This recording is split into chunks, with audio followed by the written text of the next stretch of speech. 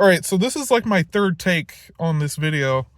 In keeping with the last video, I don't have anything pre-recorded or pre-written to talk about, but we're going to talk about it. And today I want to talk about love. It's used very often. There's people coming near me. It's hard to think when people are talking, but people often use the word love, and most of the time they don't mean it in a bad way, or they don't mean to, like, there isn't like a ulterior motive behind when someone says that they love you. It's just that what love actually is does not have the same meaning or definition that it did, and this might sound crazy, from before the Industrial Revolution. Love just had a completely different meaning. Okay. Most people in my age group, or I guess generally in society, love is just a feeling.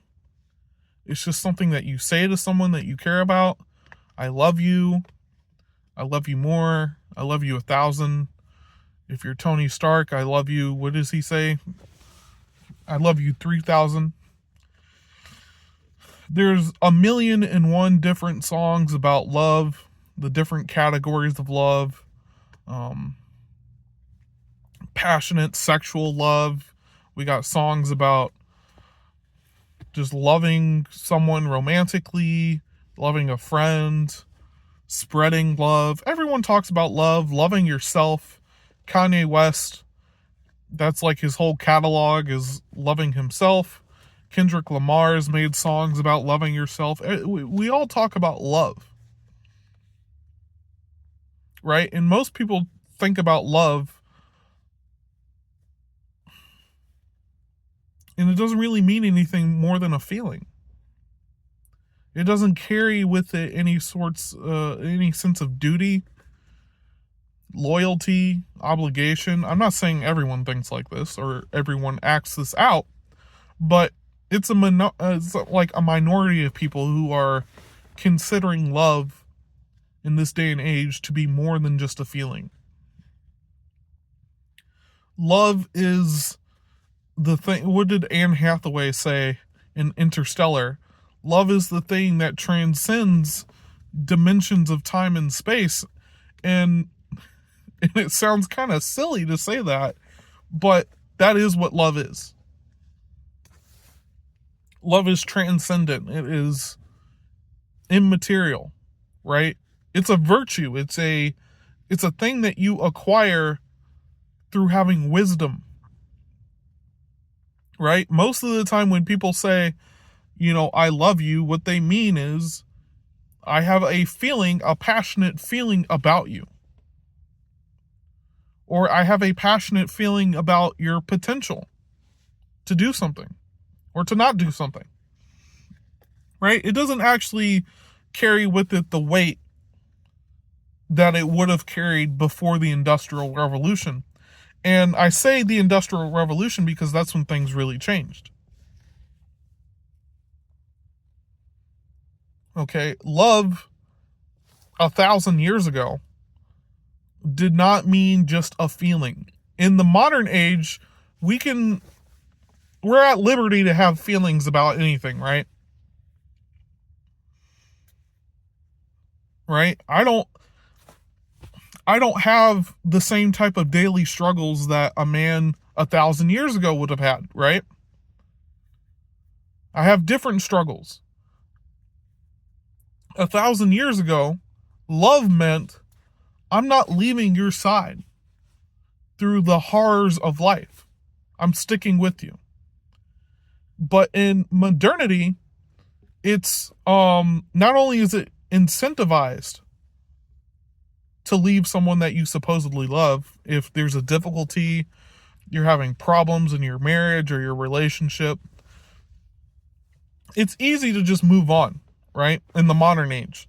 But 1,000 years ago, this would have been an insane concept. The idea of family was a lot more important back then.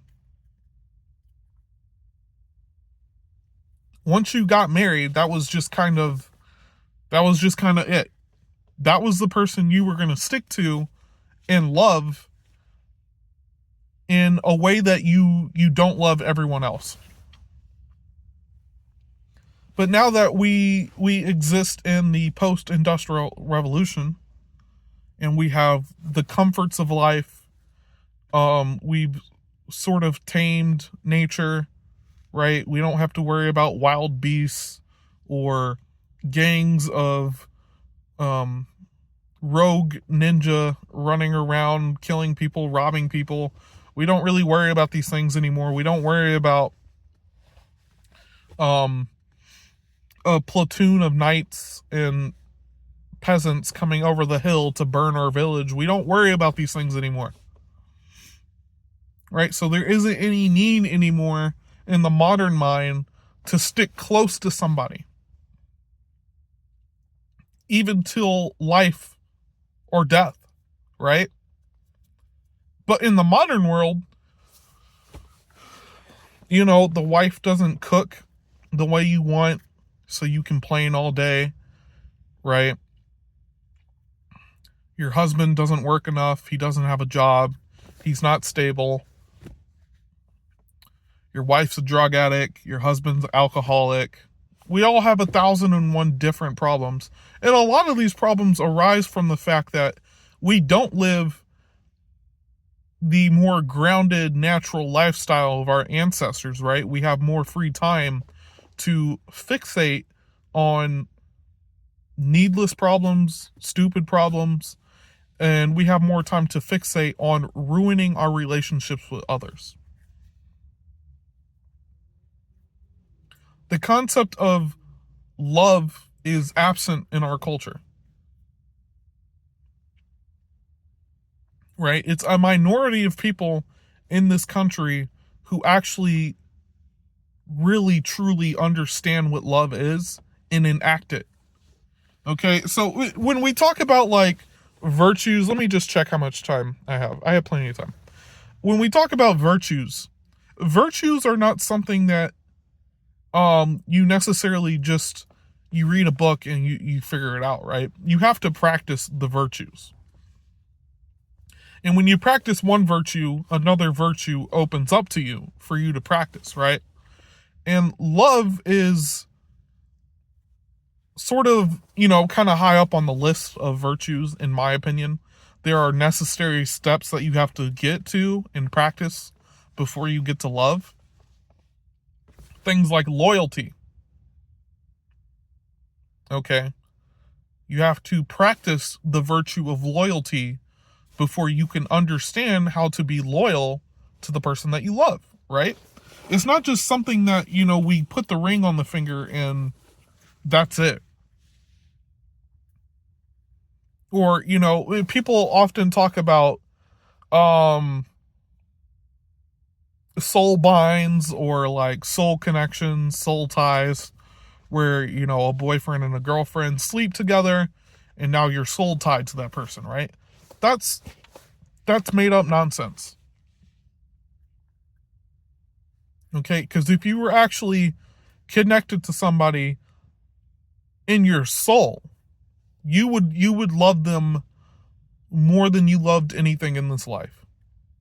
But often what we see when people talk about having a soul tie to someone is that they're describing a toxic relationship in which you two have like a magnetism together and you can't separate, even though you should separate.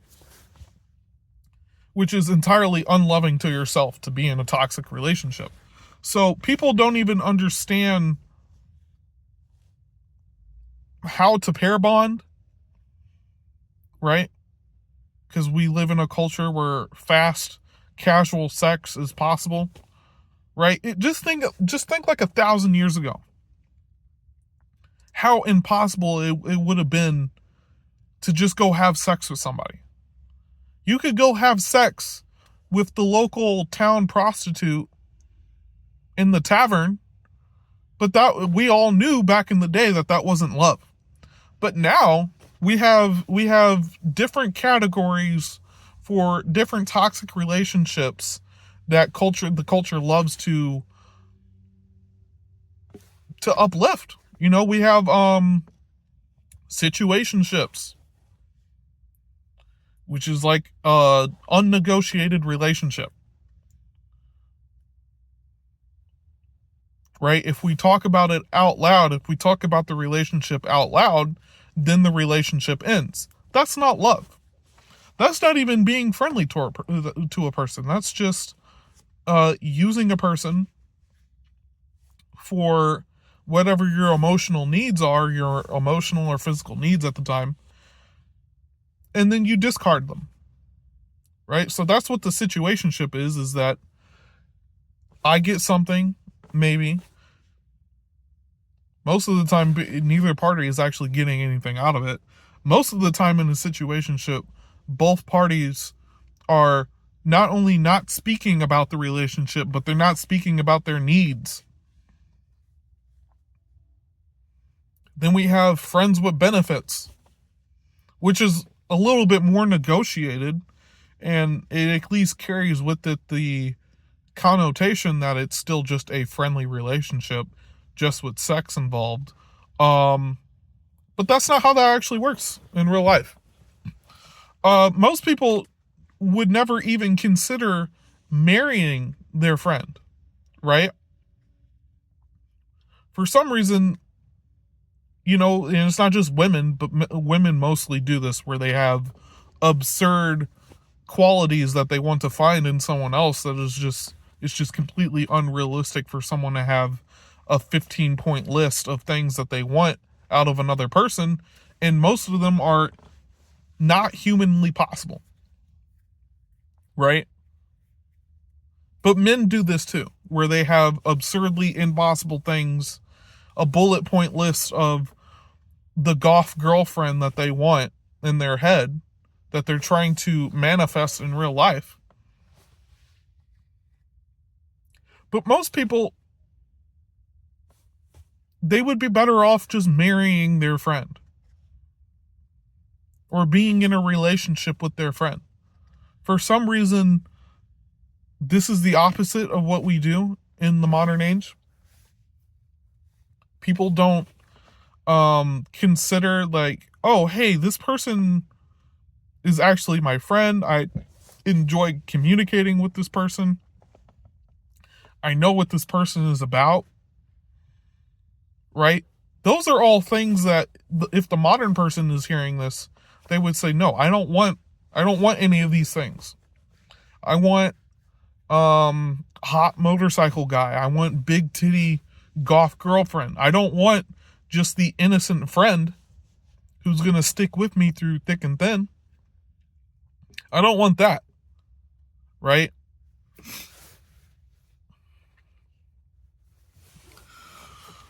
And I don't want to necessarily get off into talking about the culture around whether or not, or the cultural question of whether or not men should be dating only virgins, or, you know, how many bodies is too many bodies. And all these are the wrong questions, right? If you're asking a girl on your first date, you know, how many men have you slept with? If you have to even ask that question of a woman, and that's like a deal breaker for you, you shouldn't even be on a date with that person. So the whole concept of frivolous dating.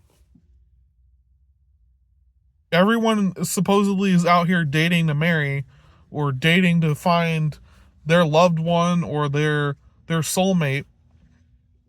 But in practice, what are we doing? We're just dating for the hell of it. Just dating for the hell of it. And it's not just people in my age group, it's generally the culture at large, right? Because no one in this culture seems to know how to pair bond, how to love someone despite their faults, That's what love is. That's what real love is. Real love is not the feeling that you get when you go inside someone and you're naked. That's not love.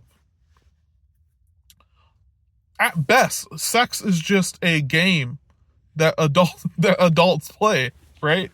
That's what sex is. It's like a board game that you're playing.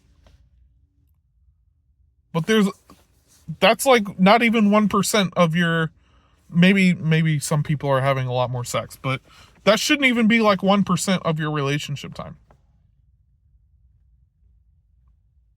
Right? You have like 99% of communication, negotiation. People don't negotiate the type of relationship that they want to have with their partner. So they just go unheard. Right? You're a housewife stuck inside all day, managing 3 little stupid kids. And your husband gets home and he doesn't pay attention to you. He doesn't debrief you. Right? Well, how long, most women, rather, I should say, most women will just let that situation continue on. Well, he should have known. If he knew, right? If he wanted to do something, he would fix it. I don't know what is the exact phrase. If he wanted to, he would. Well, if you wanted to fix the relationship, you could just say something, right? Or you're a man and, your wife, you can only have sex with her on a good day, and her good days are very minimal, right? And you're just kind of stuck. And you feel unloved, because many men, that is the primary love language of men, is physicality and sexuality. Or at least it's having a woman give you her sexuality. And then he ends up, because he doesn't negotiate the type of relationship that he wants, he has like his work wife that he's sleeping with on the side, or some business associate that he's going out of town to, trips. Oh, I have to work longer, blah, da, da, da, da. So people don't even negotiate what they want out of someone else, right? And if you actually say you love someone, or you're in a relationship with someone and you can't speak to them about the things that you need, are you actually in a relationship with that person? Does that person actually love you in the sense of virtue? Is this person virtuous in how they treat you? No. Most Americans, the person they treat the worst is the person that they're in bed with. Right? And this is why we have a whole culture of Andrew Tate Islamicists who they want you to hate women, or they want you to stop engaging with women, talking to women. They just want you to be celibate, which celibacy is actually something we need more in this culture, but they want you to be celibate and angry at women. And then you have the whole matriarchal industrial complex that want you to hate men, right? That's like 99% of what's coming out of literally every female musical artist these days is it's mind control to hate men. And both sides have valid critiques of the other, but when we get into conversations of which sex is the worst, right? That's how you know the culture is already cooked. That's how when people can't enjoy reproduction, which is one of the most basic things that people have been doing for thousands of years, is pair bonding and reproduction. When people can't do that in a society, in a culture, in an empire, because we live in an empire, well, it's only a matter of time before that thing collapses. Because there's no love, there's no virtue. People don't consider why it is that I love this other person. Why did I get married to this person? Is a question that's often unasked. I still have time.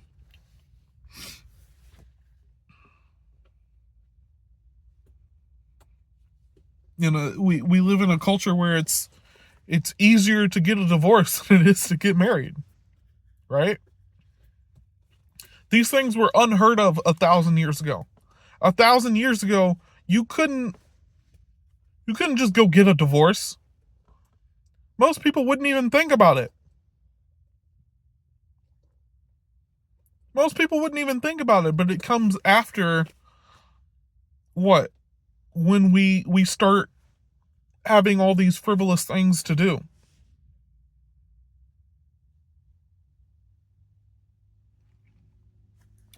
No longer does a man have to go out and provide for his family physically, right? Now a man provides for his family financially, and most men don't even really do that anymore. Because of economic reasons or because men are lazy, blah, blah, blah, blah, blah. There's 1,001 different reasons. But back in the day, a man had to wake up, right? And he had to provide.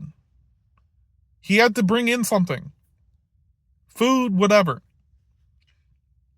And there was a sense of honor that he had. From his wife, from his children, from the community. And a woman had to wake up every day and prepare these things for her man, for her children. And she likewise received the due honor, the reward for her actions. And this was the symbiotic relationship that men and women had together back in the day. Where one hand helps the other. And now in the modern age, we view this sort of connection, this natural connection between men and women with suspicion. No longer do we want to hear about families working together, right? We want to hear about, I don't know how many times a woman has told me about her degree, right? And I know men do this too, but just from my personal experience,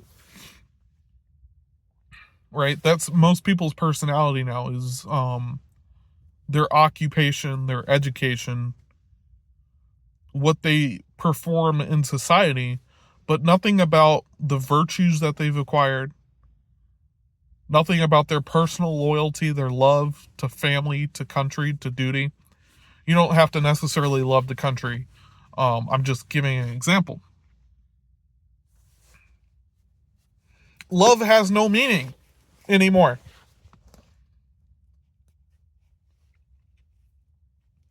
Right? Love now is your big titty goth girlfriend made you dinner in a maid outfit.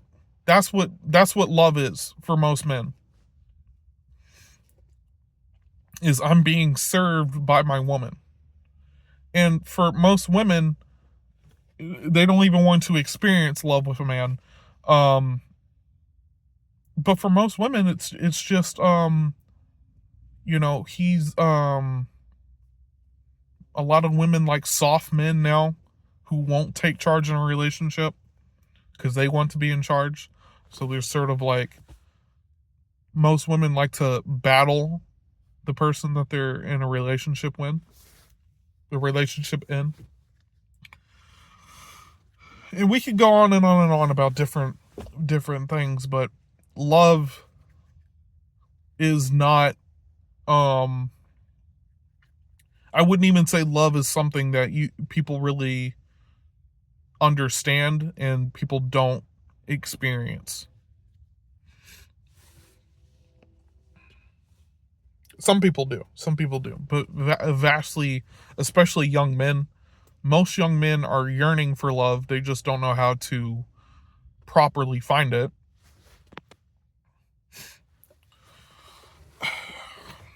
And so they simulate it with, masturbating or porn or whatever, because again, most men, for whatever reason, consider the sexual act to be like the prime expression of love. And for better or worse, that's another topic we can talk about another day. But look at the person in bed with you, right? Do you love that person despite themselves? Do you love the person that they could be?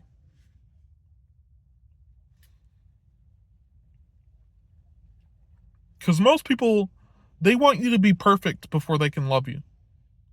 You have to tick off every box before you can receive love. But that's not what love is. Because no one's perfect. No one's going to ever be perfect this side of things. In heaven, maybe. In heaven, some of us still won't be perfect. So how could you expect in this life that the person you sleep with, the person that's inside of you, why do you expect them to be perfect? Why do you expect them to not have anger issues, or to not be sexually repressed, or quiet or shy or whatever, not confident? Why is that what you're requiring of people? Because no one's ever gonna not be upset. No one's ever going to be perfectly virtuous. But in order to love someone, you have to develop virtue. You have to develop the ability to love someone even when you hate them. Even when you dislike them. Right? You have to almost have like a love that like a parent has for their stupid child. You almost have to have that level of love for someone else. Otherwise, you're just going to get a divorce, like the vast majority of people in this society. And you're going to get trapped in this vicious cycle of, oh, I found some new love. Yes, yes, big titty goth girl. Yes, yes. And then 2 weeks later, you get in an argument. All right, and she's already moved on. And then the cycle repeats. The cycle repeats. The cycle repeats. And now you've gone through 6 different women, 9 divorces. It's mostly women actually doing that in this culture. It's mostly women who the man messes up maybe a few times, or maybe he's too quiet, or maybe, he doesn't care for me anymore. And then she gets a divorce, meets another man. The same man does the exact same thing. I don't know what's up with women in picking the absolute worst people to be in relationships with.